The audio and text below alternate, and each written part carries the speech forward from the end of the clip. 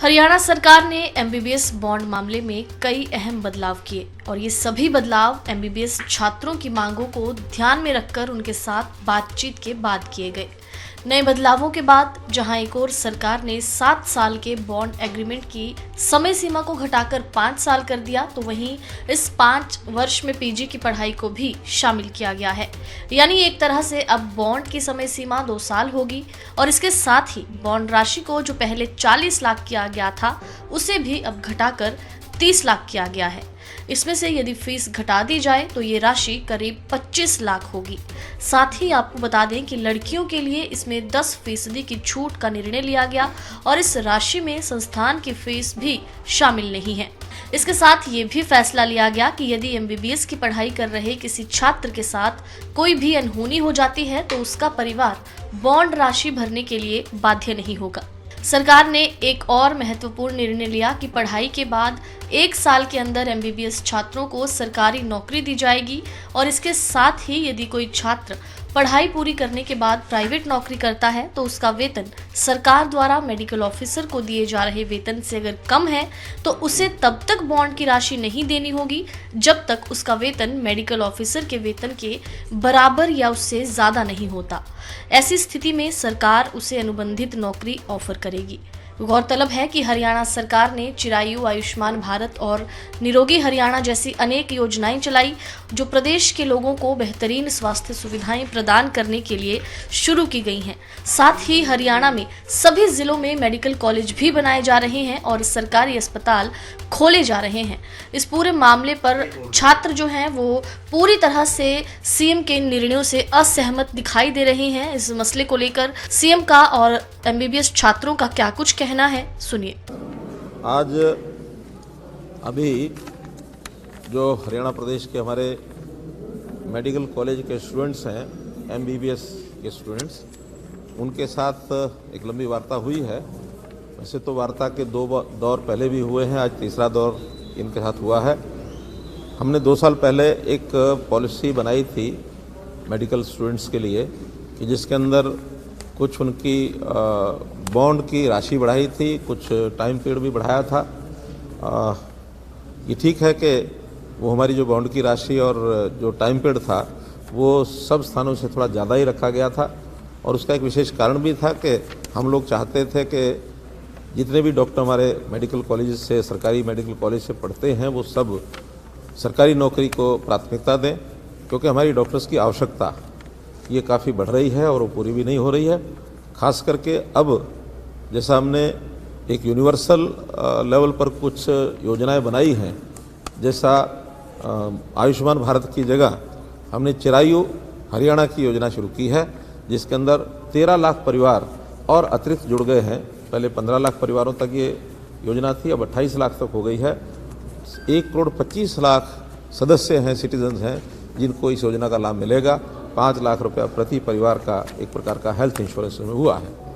इसी प्रकार दूसरी योजना कल राष्ट्रपति महोदया ने उनके हाथों से जिसका हमने श्री गणेश कराया है, वो है स्वास्थ्य परीक्षण, यानी हेल्थ चेकअप का जो एक कार्यक्रम हमने किया है, वो भी बीपीएल 1,80,000 तक पहले चरण में और बाद में बाकी सबका एक प्रकार से यूनिवर्सल वो प्रोग्राम है कि किसी भी बीमारी से आने से पहले व्यक्ति का जो चेकअप है, हेल्थ चेकअप, वो ज़रूर होना चाहिए। उसका बहुत बड़ा लाभ ये होगा और इसमें भी हमें एक अतिरिक्त आवश्यकता डॉक्टर्स की, हेल्थ सर्विसेज की ये पड़ने वाली है। तो उस नाते से हमारी योजना यही है कि जितने डॉक्टर सरकारी कॉलेज में पढ़ के आते हैं उनकी ज़्यादा से ज़्यादा संख्या सरकार के साथ वो जुड़ करके रहे। तभी हमने ये 7 साल की बॉन्ड की पॉलिसी की थी।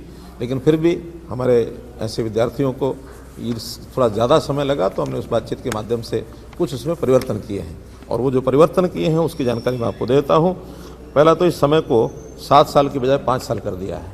बहुत प्रदेशों में 5 साल पहले भी चल रहा है, तो हमने इसको 5 साल किया है और इसमें हालांकि डिमांड इसकी कम थी, लेकिन फिर भी अपनी ओर से हमने जो पीजी का टाइम पीरियड है 3 साल, वो इसके अंदर इंक्लूड कर दिया है। यानी एमबीबीएस करने के बाद अगर कोई विद्यार्थी पीजी भी करता है तो 5 साल के अंदर वो भी काउंट हो जाएगा। बहुत बड़ी राहत है पीजी करने वालों को इससे मिलेगी। जो राशि हमने तय की थी कि 40 लाख रुपए का बॉन्ड माइनस फीस लगभग 4.5 लाख इनकी 4 सालों में ली जाती है। तो अब उसको 10 लाख रुपए कम करके 30 लाख माइनस फीस अर्थात 25-26 लाख ही उसकी राशि बनेगी। और ये सबको नहीं पे करनी है, पे केवल वही करेंगे जो कहीं अगले 5 साल में MBBS करने के बाद सरकारी जो उनको सैलरी मिलती है उससे ज़्यादा पैसा अगर वो कहीं लेने के लिए प्राइवेट नौकरी में जाते हैं तभी उनको पे करना है। और उसमें मैक्सिमम उनकी जो 1 साल की RMI बनेगी वो लगभग 40-50 हज़ार के आसपास बनती है। लेकिन अगर वो कहीं 1.5 गुना से आसपास कमाते हैं तब जा कर के उनको वो देना है। अगर 1 लाख से ज़्यादा कमाते हैं तो उसमें जो पार्ट पेमेंट होगा वो करेंगे, बाकी पार्ट पेमेंट सरकार करेगी। तो एक सुविधा इस नाते से ये भी दी गई है। और एक विषय था, इनकी डिमांड थी कि सरकारी नौकरी अगर नहीं मिलती और किसी को प्राइवेट भी नहीं मिलती तो उसके लिए जॉब गारंटी वो भी हमने दे दी है कि 1 साल के अंदर उसको कॉन्ट्रैक्चुअल लेवल पर हम नौकरी देंगे। 1 साल तक नौकरी करने के लिए एक छूट है जहाँ भी उसको मिलती है, सरकारी अथवा प्राइवेट, या कोई अपनी भी प्रैक्टिस करना चाहे करे, और नहीं मिलती है तो 1 साल के अंदर अंदर उनको कॉन्ट्रैक्चुअल एम्प्लॉयमेंट दे करके, क्योंकि हमारे पास डॉक्टर्स की बहुत बड़ी आवश्यकता है, तो हम उनको जितने भी ग्रामीण क्षेत्र के हमारे हॉस्पिटल्स हैं, डिस्पेंसरीज हैं, उन सब में भी उनकी सेवाएं ये ली जाएंगी। इसलिए इस विषय पर भी हमने उनको लाभ दिया है। जैसा कि आप लोग जानते हैं कि आज माननीय मुख्यमंत्री जी के साथ हमारी बॉन्ड पॉलिसी के मुद्दे पर लेकर चर्चा हुई है और मुख्यमंत्री जी ने उसके अंदर बैठक के बाद जो भी बदलाव किए हैं उससे हम सहमत नहीं हैं। देखिए, जिस तरह से आप लोगों को पता होगा, आज मीडिया में भी जो हमारा डिमांड लेटर था चीफ मिनिस्टर के आगे जो आज हमने रखा था वो पूरे हरियाणा में काफ़ी सर्कुलेट हुआ था। उस डिमांड लेटर के अंदर सबसे पहली बात हमने यही रखी थी कि इसको कंपलसरी गवर्नमेंट सर्विस के तौर पे लिया जाए, जिस चीज़ के ऊपर वो सहमत नहीं है। जहाँ तक आप लोग कह रहे हैं अमाउंट कम की गई है और टाइम ड्यूरेशन कम की गई है, वो बड़ा ही नॉमिनल सा डिक्रीज़ है, उससे कोई बड़ा फर्क नहीं पड़ता और अभी हम इस निर्णय से बिल्कुल भी सेटिस्फाइड नहीं हैं।